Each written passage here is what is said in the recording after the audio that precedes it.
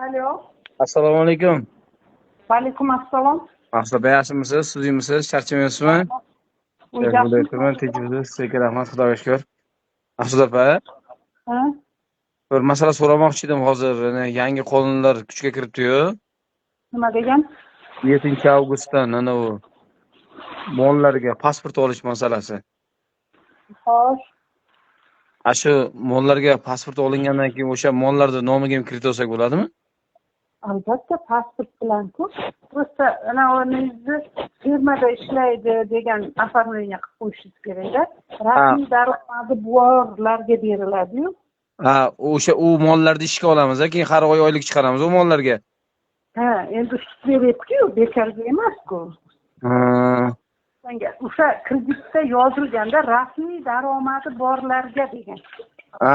Erta mol inson ko'rsatilmagan, rasmiy mollar nomlari anaqasida ko'rsatilgan-a? Yo'q. Ha, o'sha O'zbekistonda yashayotgan bo'lsa bo'ldi. Gollandiyadan olib kelgan bo'lsangiz ham o'zbekcha pasport olsangiz bo'ldi. Ularda anaqasi NFC barmoq bosadi-yu, barmoqni o'rniga olib burnini bosadimi shunda? Yo'q, tuyog'ini bosadi.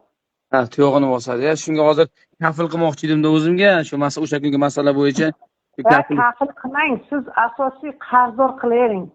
Asosiy qarzdor qilib, uni nomiga kredit olayni, o'zi asosiy qarzdor bo'lsa-da mol. To'g'ri, yaxshi maslahat, yaxshi fikr berdingiz, Mahsuba. Endi shu bilmaganlaringiz so'rasangiz aytib turaman-da. Shu hozir boshim qotib qoldi hozir. To'g'ri aytdim. Men sal bo'lsa uni kafil qilmoqchi edim. O'zini asosiy qarzdor qildiraman, Zirajda. Yonidagi qo'shimcha mollarni unga kafil qilaman shunda. O'zlariga qilavering, o'zingizni qo'shmang unaqa mollarni ishiga. Bo'ldi, katta rahmat.